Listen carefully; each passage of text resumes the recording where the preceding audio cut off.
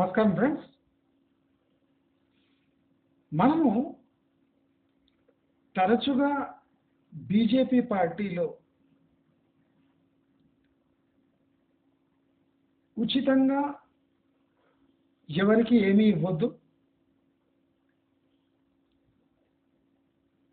ఉచితంగా ఇచ్చే పార్టీలు దేశద్రోహానికి పాల్పడుతున్నాయి, ఉచితాలు ఒక ఓట్లు కొనే సాధనాలు, ఉచితాల వల్ల మన దేశ ఉనికికే ప్రమాదం అని తరచూ బీజేపీ పార్టీ ప్రాంతీయ పార్టీలు అంటే రీజనల్ పార్టీస్ పై చేసే అభియోగం. కానీ మనము బీజేపీ పార్టీని గత 5 సంవత్సరాల పాలన చూస్తే మనము అనొద్దు, కానీ బీజేపీ కేసీఆర్ని కాపీ కొట్టినట్టు.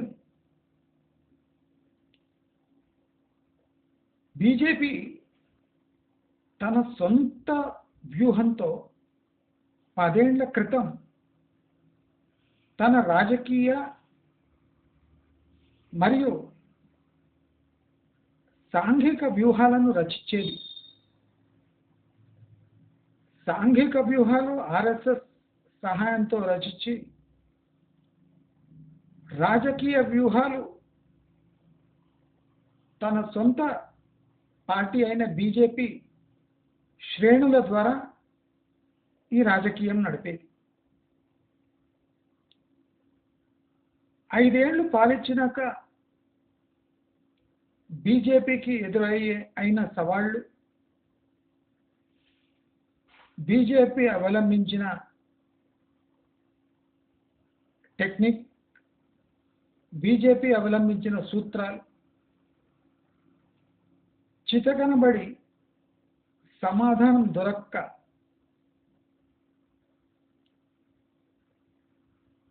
తెలంగాణలో రూలింగ్ పార్టీ అయిన బీఆర్ఎస్ అవలంబిస్తున్న సూత్రాలను కొంత మార్పులు చేర్పులు చేసి అప్పనంగా బీఆర్ఎస్ పాలసీలు బీజేపీ అమల్లో తెస్తుంది. దీంట్లో ఆలోచించవలసిన విషయం ఏమంటే, బీజేపీ ఇది ప్రజా సంక్షేమం కోసం తెస్తున్న మార్పులు, తన సొంత తెలివితేటలు, తమ ప్రజాబలం వల్ల వచ్చిన ఆ పార్టీలో మార్పుల వల్ల ప్రజలకు మేలు చేద్దాము అనే పాలసీలు తెస్తున్నామని గట్టిగా చెప్తుంది. కానీ మనము ప్రాక్టికల్గా బ్లాక్ అండ్ వైట్గా ఆలోచిస్తే ఇది బీఆర్ఎస్ పార్టీ అమల్లోకి తేవాలనుకుంటున్న వ్యూహాలు, పథకాలు.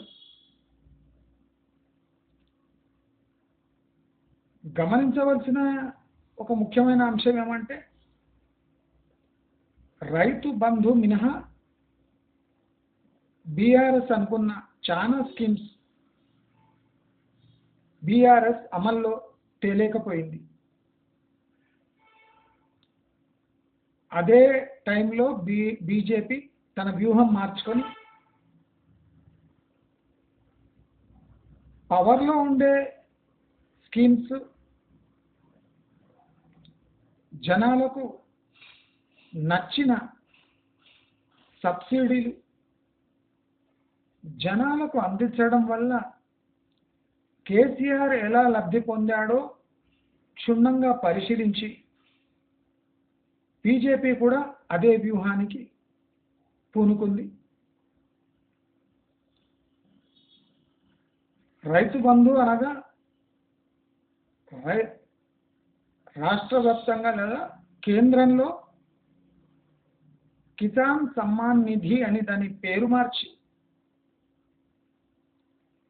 మక్కి టు మక్కి అదే స్కీమ్ని 5 ఎకరాల లోపు ఉన్న రైతులకు అందిస్తుంది.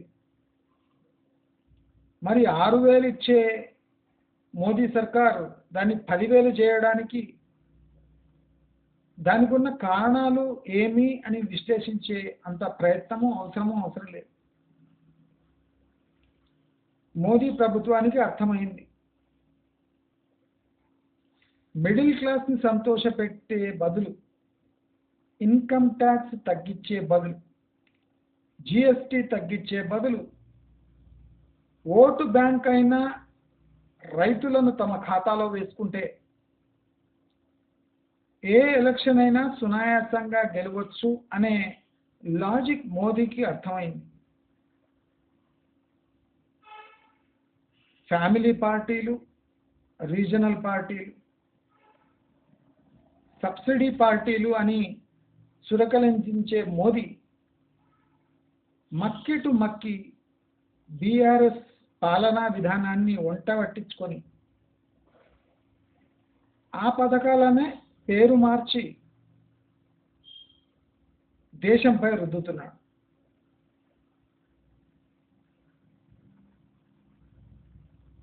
తాను విధిస్తున్న పన్నులు, తమ పార్టీకి తగ్గుతున్న ఆదరణ, వేరే పార్టీలు తమ వ్యూహం మార్చుకొని బీజేపీపై విరుచుకుపడటం, ఇవన్నీ గమనించిన మోదీ బ్రహ్మాస్త్రంగా కళ్ళ ముందర కనిపించే కిసాన్ సమ్మాన్ నిధి యోజనను అమల్లోకి పెట్టి అగ్రేరియన్ ఎకానమీ అంటే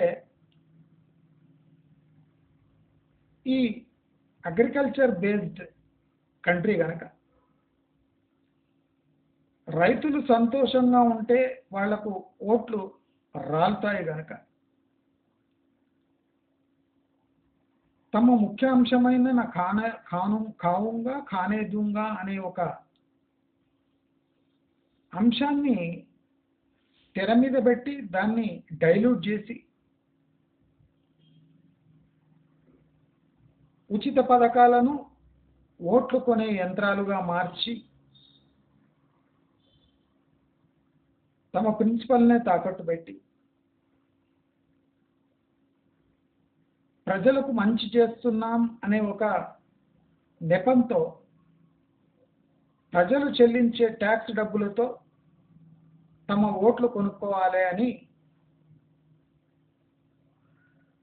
ఒక వ్యూహాన్ని అమల్లోకి పెడుతున్నారు. మనం మోదీ సర్కార్ లాస్ట్ 5 ఏళ్ల పాలన చూస్తే అది బీఆర్ఎస్ పాలనలా ఉంది. వాళ్లకు వీళ్లకు డిఫరెన్స్ ఏమంటే కరప్షన్ మోదీ